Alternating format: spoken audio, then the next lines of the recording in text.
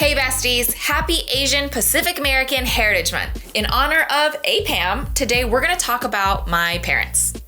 Sort of. This is gonna be quite a vulnerable video, so even if you can't directly relate to being a first-gen daughter to Chinese immigrant parents, I do hope it helps you do a little introspection and soul-searching on your relationship with money, your parents, and why you think about finances the way you do. And since I'm Vivian, your rich BFF, and your favorite Wall Street girly, we're gonna talk about how the immigrant experience shaped my parents' relationship with money, positive financial values my parents instilled in me that you may want to adopt, and also some of the deep-seated financial traumas I have because of who my parents were. As always, please like, comment, and subscribe to learn more about being good with your money. Let's get to it. So for a little background and context, my family is from Shanghai, China. My mom is currently in her early 60s and my dad is in his later 60s. And to put it lightly, they had a messed up relationship with money long before I came into the picture, largely because they grew up during the Communist Revolution in China. Quick history lesson for those of us who dozed off during world history in high school. For about a century, the Chinese government really favored city slickers, industrial areas, and corporate employees. But this came at the cost of rural farmers and poor families living in the countryside. These people were severely disenfranchised politically and ended up wanting change, which led to the rise of the Chinese Communist Party. They appealed to people who were, at the time, considered almost second-class citizens. While I understand their frustrations, my family were city people, and they suffered greatly at the hands of this revolution. My parents grew up with a severe scarcity mindset because they very literally witnessed their families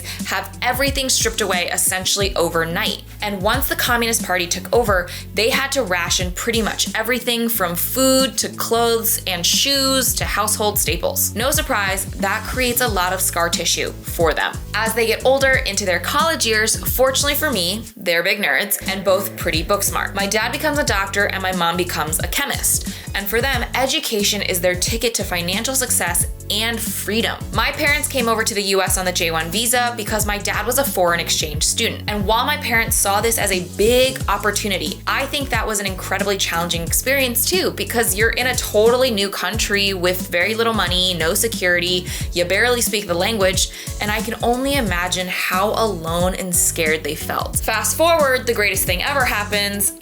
I'm born.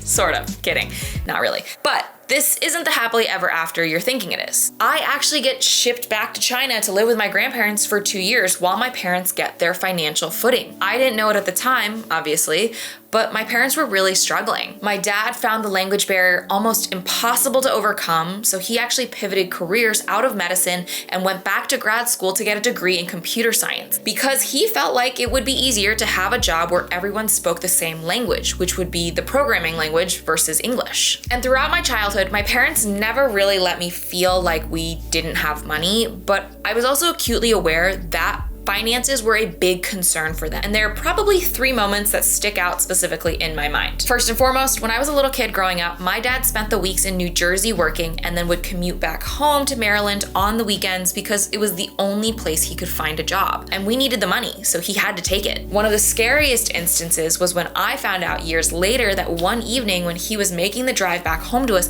he had gotten so sleepy at the wheel, he drove over a rumble strip and almost off the road. Fortunately, nothing bad happened, but it was a scare that stuck out in my mom's mind. 2, when I joined the swim team in our neighborhood, the team all bought a specific suit for competition days. Everyone would wear this one green and black swimsuit, but because my parents were incredibly frugal, they didn't feel like they could afford the $40 suit. So I ended up wearing a bright pink swimsuit that my mom got me from Costco. There's even a photo of me in this bright pink swimsuit while all the other kids are in green suits, and while it didn't bother me at the time, my mom reflects on this moment with a lot of sadness. She admitted to me years later that she felt really badly about not having gotten me the uniform, and every year after that, you guessed it, my parents bought the uniform. And 3, one time when I went to the mall to do a little shopping with a girlfriend, I came home with a pair of ripped jeans. And you would have thought I had just gotten arrested and was calling from the county jail with how angry my mom ended up becoming. She yelled at me for 2 straight hours about how I didn't understand the value of $1 and how ripped jeans were stupid. In an attempt to defend myself, I told her my friend had gotten a pair of jeans as well. And she said, "Your friend's dad is a lawyer. Your parents aren't. We're not millionaires." And that became a very pivotal moment when I decided I wanted to grow up and be filthy rich.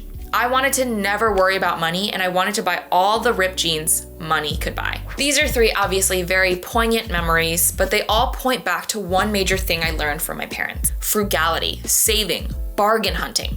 There was this immense emphasis placed on squirreling away money and that a penny saved was a penny earned. This was likely due to the fact that my parents immigrated to this country and their focus was on survival. They had to be frugal to make ends meet. And while that's been a positive in that I am rarely wasteful with my money, it has caused some major traumas as well. For example, I have severe spending guilt. Even when I started working at a nicer job that paid a lot of money, I would wear my pair of Ann Taylor slacks that I'd gotten on sale to death, to the point where one day a hole ripped on the side of them. I was forced to buy new pants. It's taken me a lot of time to unlearn the spending guilt and enjoy spending my money on things that bring me happiness. And funny enough, it's no longer ripped jeans, but rather experiences and services that make my life more fun or more convenient. All in all, I feel so lucky that the universe gave me the parents I got, because they certainly loved me, they do anything for me, and they did their absolute best to give me the best life that they could with what they had. I wouldn't trade them for richer parents, but recording this video has given me the time and space to really evaluate why I think about money in a certain way.